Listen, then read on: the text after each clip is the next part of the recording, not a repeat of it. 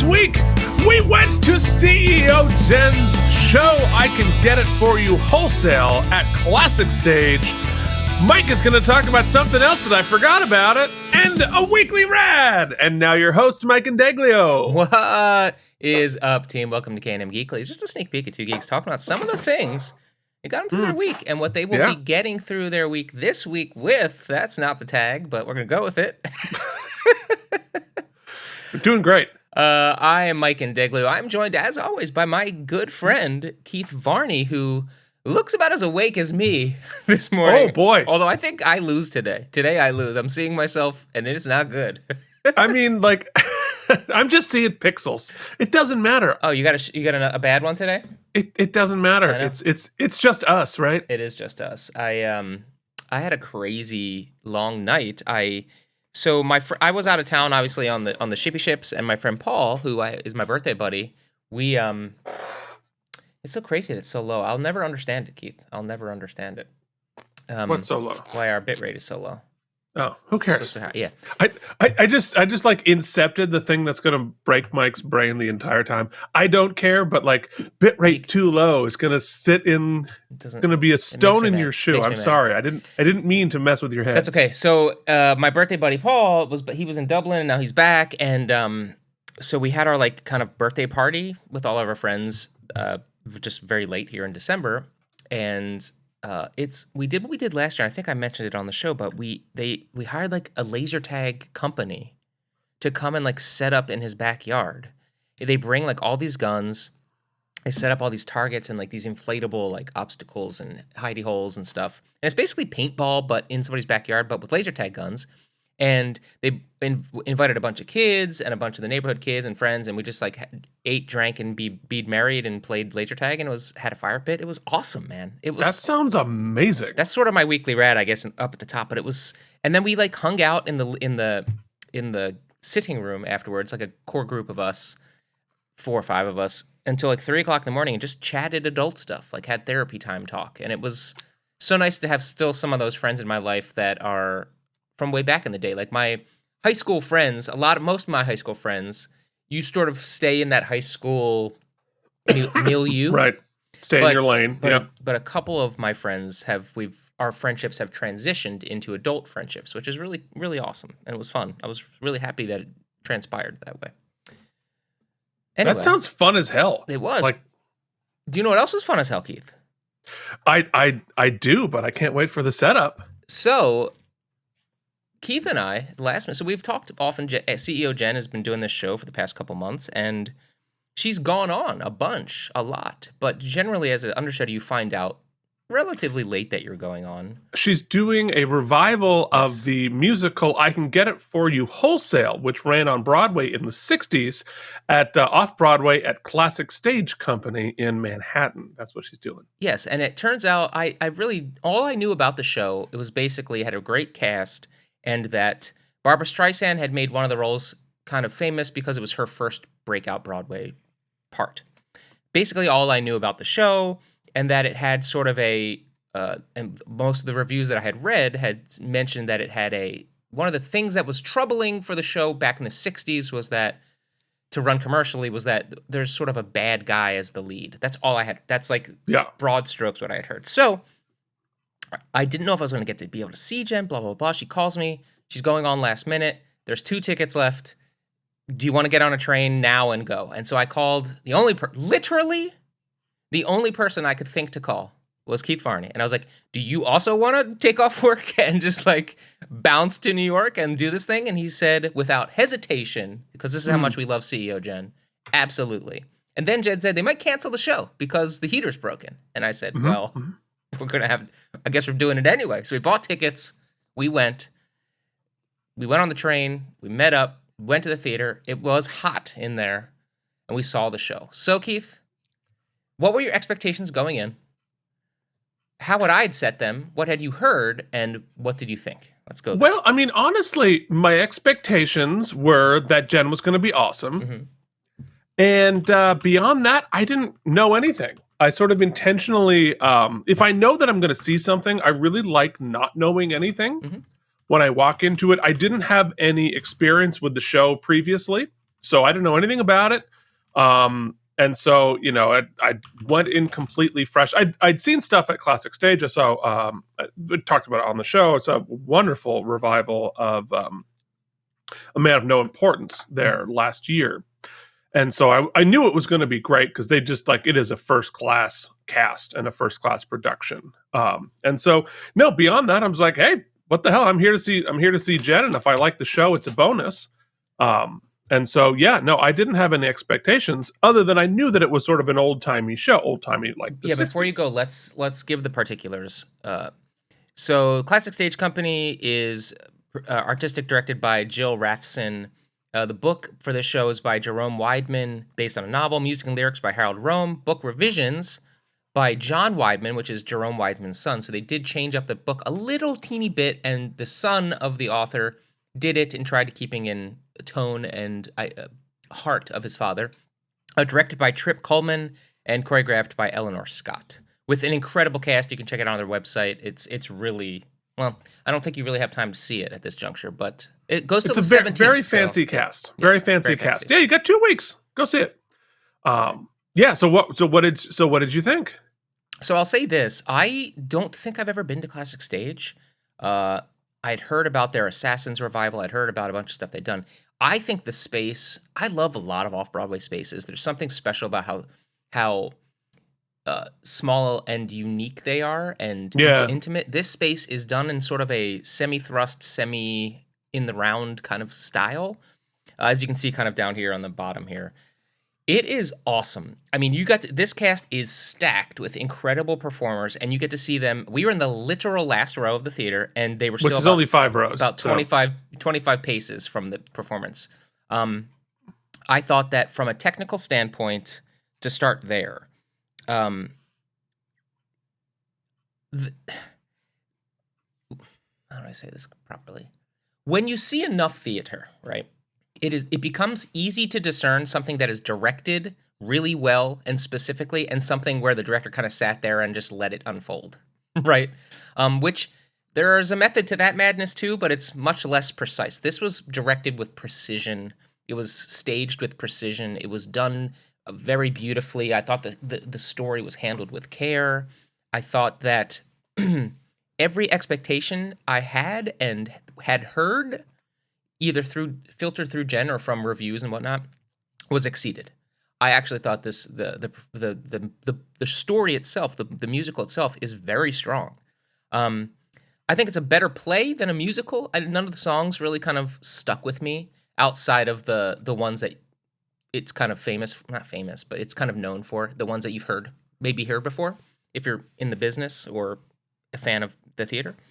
The performances across the board were excellent. And I thought the story, we'd been talking about this on Deep Space Nine, was so prescient and so, the more things change, the more they stay the same. It's basically taking what we do in media now, I think, is to really put a fine point on it.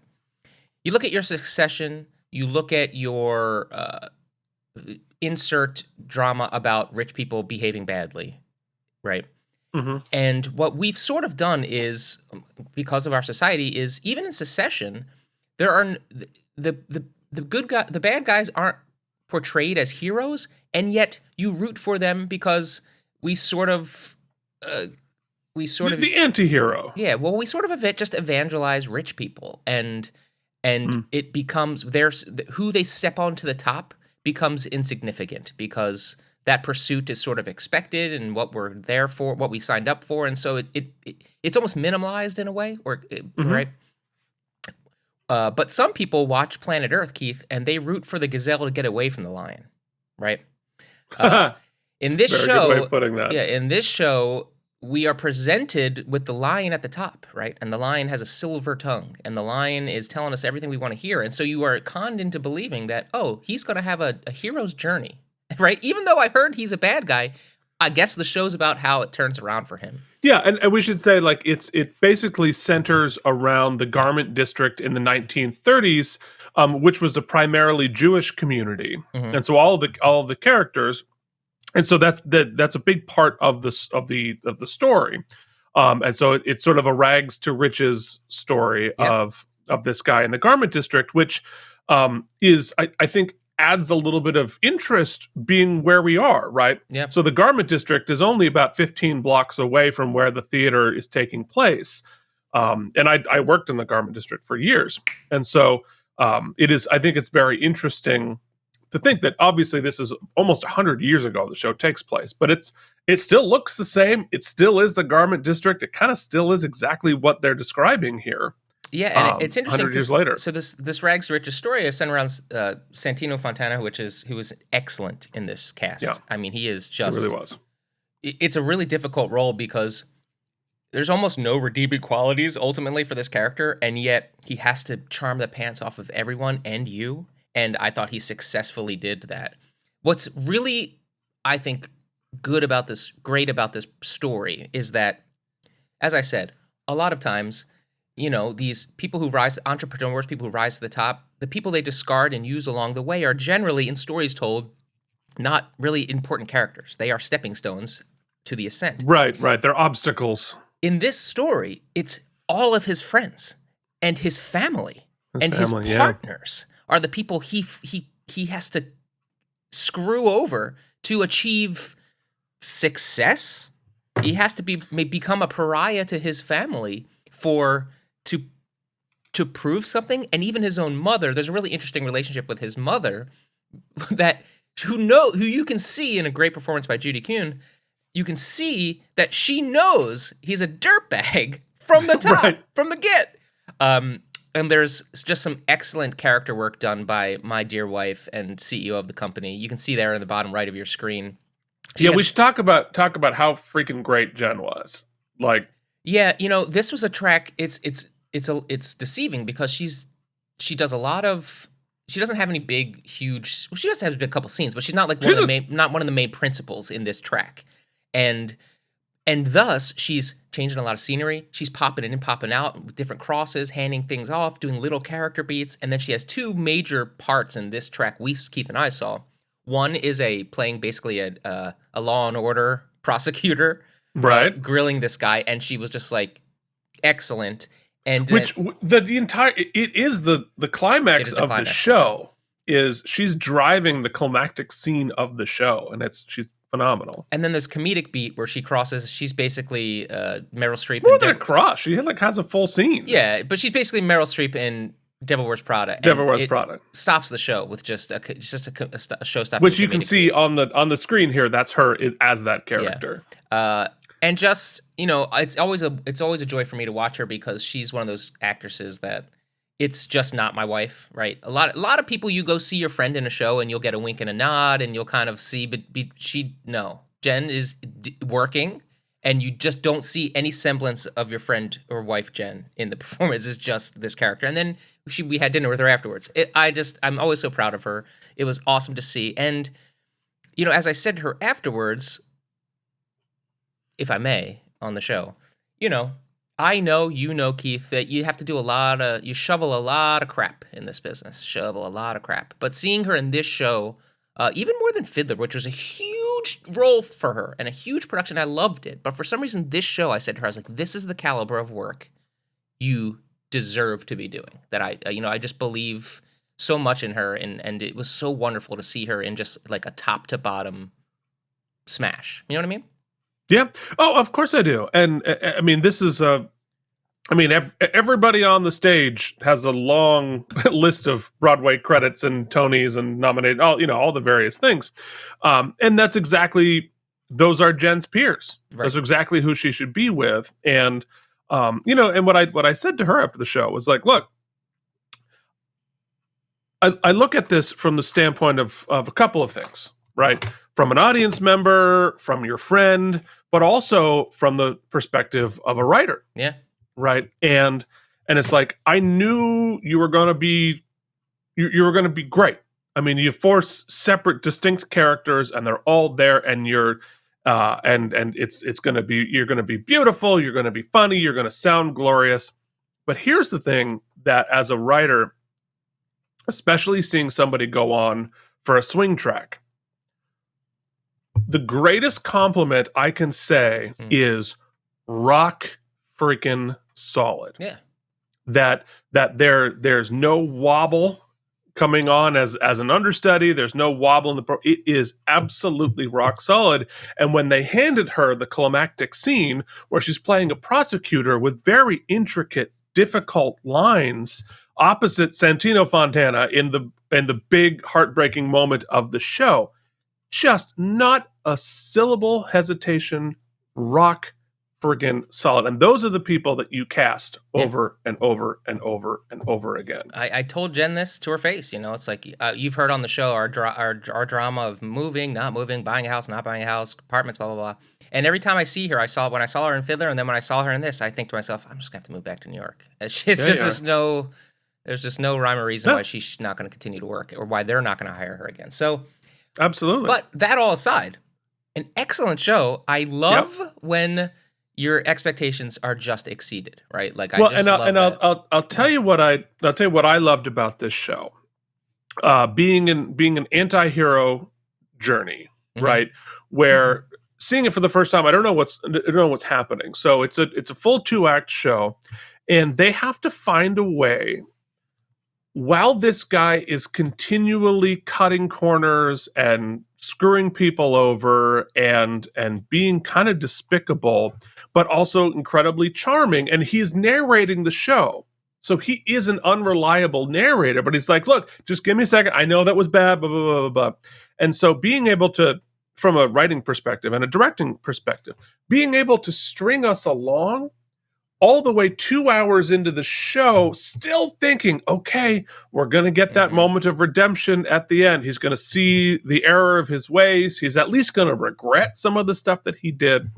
And the best thing about this show was his final number, where you think he's going to make the turn. He's betrayed the worst betrayal you can imagine. And he's like, nope, that's me. Yeah. I win. I'm a shark. And I loved how brave that was from a writing standpoint. Just like, you know what? Nope, you get no redemption. He even says it. Like, there's no redemption coming. There's no turn here. This is who I am. And it was incredibly realistic and contemporary. And I think that's why it wasn't successful back in the days, because people weren't ready to deal with that. But it's the truth. And I know this guy.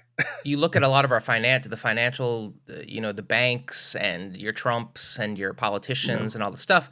And what this show basically knows, sees, and says way back in the 60s is, look, a lot of times the only recompense for these people is that they get disowned or that they break a couple hearts. But here's the drama of it, right?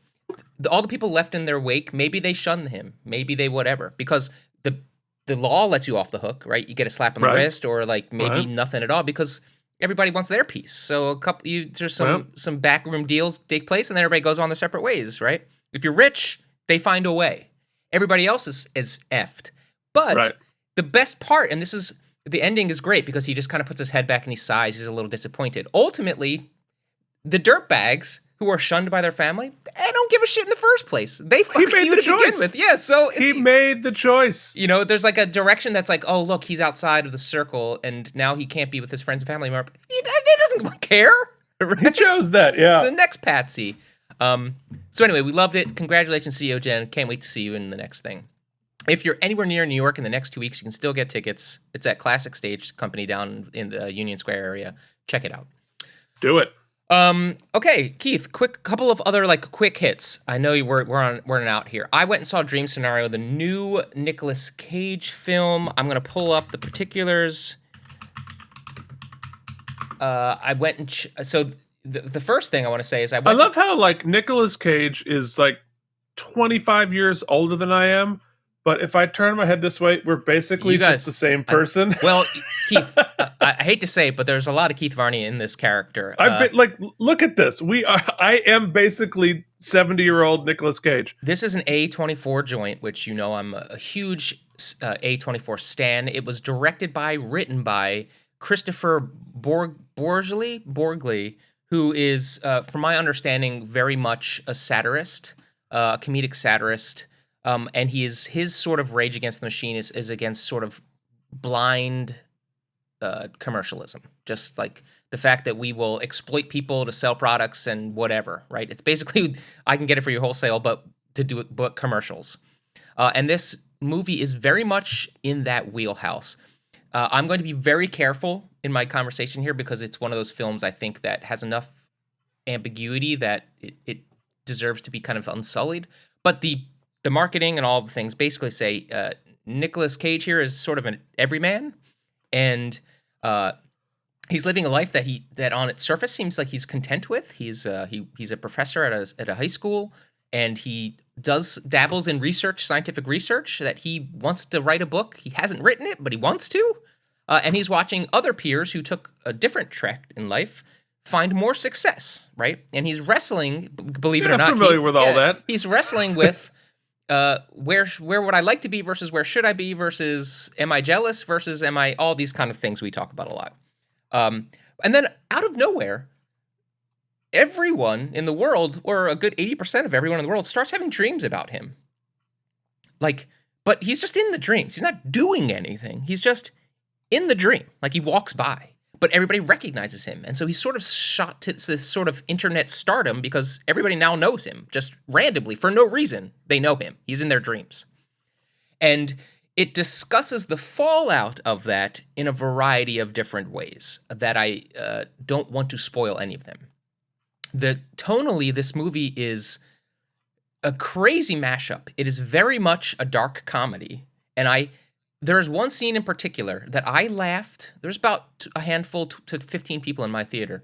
I laughed harder out loud at a movie than I maybe have ever laughed before. There's one scene. Something happens so unexpected that it stopped the show. It was so funny.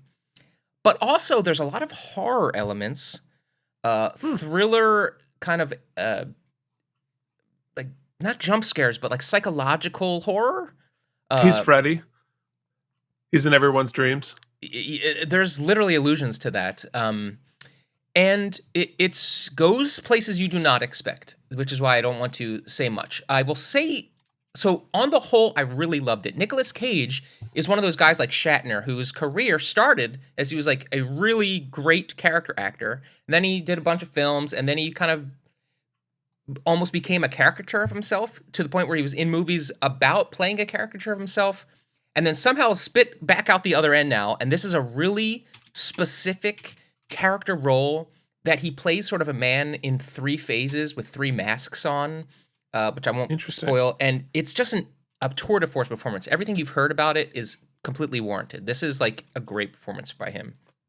The only nit I have is that it really is focusing in the beginning 2/3 of the movie about like one satire. It's satiring sort of one aspect of things. And it's really strong and surgical in its takedown of commercialism and instant stardom, instant fame.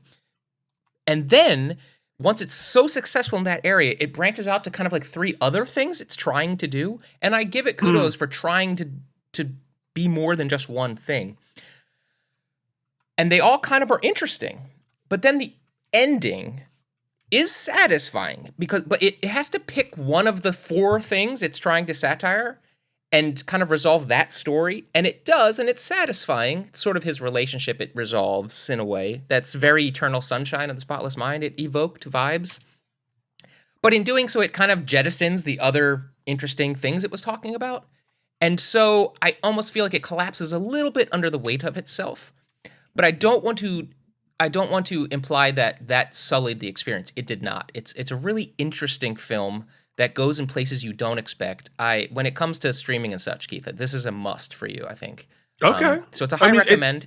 It's intriguing, for sure. If you're going to give your money to something this weekend, other than Beyonce, you could do worse than to go see the Nicolas Cage film, is what Mike is saying. Okay. Quick other thing, Keith, I'd like to point out. You know, I was big into VR, love VR, was talking about VR a lot, and then I kind of stopped playing VR because here's the thing, y'all. I play video games, it turns out, at my age, is to, like, veg out on the couch. I don't want to stand up and move. I really just don't want to, like, do anything. I don't want to sweat. I don't want to, like, walk over there to turn a thing. Like, Red Dead, I don't mind pressing the button to walk over and open the drawer. I don't need to go do it. I get the immersion of it. I love it. But, like, just, like, I don't want to do the work. But, Fair. dude, point and click adventures, I love. And back in the day, Mhm. do you remember The Seventh Guest? Did you ever play The Seventh Guest on PC? I don't think I did. It's No. basically like a haunted house that had different rooms, and each room was basically an escape room puzzle type thing. So it was like Myst in a haunted house Okay. that employed, because 90s, employed a bunch of full motion video, like recorded people right. acting. Sure. So it was like hokey, but also kind of spook, and it was really good puzzles. I loved it. I loved The Seventh Guest, I remember. Well, they remade it in VR. And it was like $15 on the Oculus store. And I was like, this was one of my favorite point and click games. So I picked it up. I popped on my headset. I haven't used it in a while. And I was like, well, I'll give it a try. Dude, I'm going to finish it in VR. Playing through The Seventh Guest again is a joy. But the decisions they made to make it VR are great. Is it the same game? It's the same game. They've up-resed all the textures. But now it's 1-to-1 scale. So all of the people who they've basically taken the original performances and remeshed them over like polygons in like wireframe so that they are 1-to-1 scale. So you see them, but they have this kind of like shimmery, ghosty effect. And so it kind of blurs the sort of hokey, uncanny valley of the original performances and makes it more, you get this little map that you pull up and it, like tells you what rooms are open, and when you shine your little lantern on stuff, it changes them. There's fun. None of it is scary, right? It never was a scary game. It's just vibes. But the puzzles are all still good, and doing them 1-to-1 because there's a lot of like manipulating puzzles and you move things. Anyway, this is just a high recommend. I think the game will probably be like 15 hours or so. None of the puzzles are hard. They're all logic based. I mean, some of them are tricky, but so if you have a VR headset, pick up the Seventh Guest VR. It's a ton of fun. B, if you've just never played the original Seventh Guest back in the day, I think it's available on like a browser probably. It's not very demanding, so you should definitely check it out. It's been fun to pick up the VR headset again. Haven't played it in a while. Yeah, I've never had one because it makes me nauseous. Yeah, that's a shame. Well, the Quest 3 has just come out. I don't have one. If anybody has any hookups at Oculus, my friend who worked at Meta no longer works there, so I can't get another free one. I got my first one as a dev kit, and they just never asked for it back, so I just have had it. Well, that's handy. Yeah, the new one's like $500 though, so I don't know if I'm gonna be buying that. So anyway, let's pop over to Weekly Rad before we end. Keith, anything you want to you're looking forward to, or you did, or you want to talk about? Oh, well, I'll tell you. It is both something that I did and something that I look forward to. Usually around this time of the year, gets a little dark, gets a little dreary, gets a little rainy. It's kind of cold. It's kind of whatever. And you know what kind of weather that is, Mike? Chilly weather. Oh, making chili. Making chili, which is not something that I do super often, maybe once or twice a year, but I love making chili and I love eating chili. And so I had it on simmer for I think 8 hours yesterday before we tucked into my my own special brand of chili. Really love it. I make a ton of it, throw half of it in the freezer, and then eat the other half for the next couple of days. I think it came out really well this year. Very excited about it. So chili. There's some chili. It's really fun. It's really easy. You really can't screw it up. And I think there's something really satisfying about chili. Is sort of like a fire pit, Keith. Like a fire pit is pretty easy on it. You just put the wood in, you burn the fire. That's really it. But like tending to it, there's something primal about tending to it. You can't really mess it up, right? But once it gets going, you can throw this kind of wood in, you throw that kind of wood in. It's kind of like chili. You got the crock pot. At the end of the day, you're just putting the ingredients in a crock pot. You let it rock, right? But there's something fun about the alchemy of it, experimenting with different beans, different sauces, different stuff. Watching Jen do it because she makes the chili. I don't have anything to do with it. That's more the fun part for me. Yeah, no, I mean, and I do 2 big pots, and I just do a duplicate of, there's no reason not to make a ton of it. Mm-hmm. Always make a ton of it. And then, you got to let the flavors build itself up. So you put in the first round of the seasonings, and then you do it again in like 3 hours. Then you do it again right before you finish. Yeah, I get it. And I throw everything in there. So like it's not just chili powder, it's Jen made curry. a mole chili. Oh, I'm really getting into like curry seasoning lately, man. Curry chili sounds great to me, man. Do it. Oh yeah. So like I put curry, ginger, cinnamon, lots of chili powder. I balance it with real maple syrup Ooh. to take off a little bit of the sourness of it. And I could find myself stopping by for some chili. I could see that. Yeah, taking place. and then I put in ground turkey, but I also put in sweet and spicy sausage that I cut up and put in there. It's got and then finish with some cayenne, so it's got just a tiny bit of kick. Okay, well, I'll go on a certain kind of similar. First, I want to, before I forget, and I might forget on the other shows, got a Christmas card from friend of the show and patron, Joshua Cronin. So I wanted to say, I wanted to say thank you to Josh and to his family and friends who are part of the Christmas card, and it's just something really special about that. I don't know. It's very old school. I have never once in my life sent a Christmas card. But I appreciate the people who take the effort. Yeah, really, really, really awesome. If you want to send us best wishes, y'all, you can do so at knmgeekly@gmail.com or Keith and Mike. Played. What is it? Keith and Mike Entertainment @gmail.com, or look at my Star Trek toys @gmail.com. You basically look for an email address listed somewhere and send us some greetings. And I like to practice what I preach. I talked to my mom for about an hour and a half the other day. I was feeling in a good patient mood, Keith, and so I called her up. We were chatting about all kinds of stuff. And she was talking a lot about, maybe I won't put up the Christmas directions, maybe I won't, or blah, blah, blah, blah, blah, blah. Just kind of like going down that depression alley, which, trust me, I get, especially when it gets dark at 2:30 in the afternoon. Uh-huh. But I said to her, Mom, none of us, including you, know how many holidays we got left in the tank. You know what I mean? So you might as well lean in while you got the shot.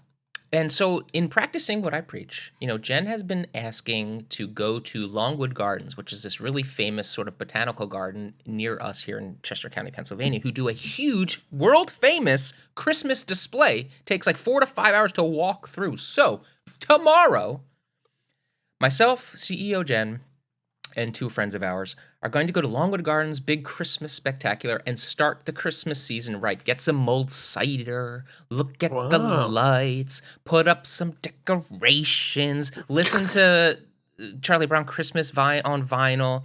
So here, folks, maybe you don't do Christmas. Maybe you do. But lean into this holiday spirit, if only by being nice to somebody this week. Throwing a high five, giving out a Christmas card, like donating some clothes. I brought some of my clothes. I emptied out my drawers. I brought some stuff to the Salval. I'd be like, not the Salval, it was Green Drop. High fives roasting. Yeah, do what you got to do. Lean into it this year, right? Let's be good people. Let's walk away from like the bah humbug and towards the Merry Christmas, everyone. Or Christmas is traumatizing and associated with lots of misery. Yeah, but there doesn't mean that you can't bypass that and try to make somebody else's week a little nicer. Or if it's Hanukkah or whatever it is, just don't be an asshole. I guess is really, if we boil it down, for a couple weeks, right? I firmly endorse being nice and kind to people. Celebrate or don't celebrate. Yeah, we don't have to say. Yeah, it doesn't have to be like specific to any one thing, but don't. You know what? Let me boil it down this way, Keith. Okay, all right. Even though you might want to and might have some great points, anti-holiday, don't yuck anyone else's yum.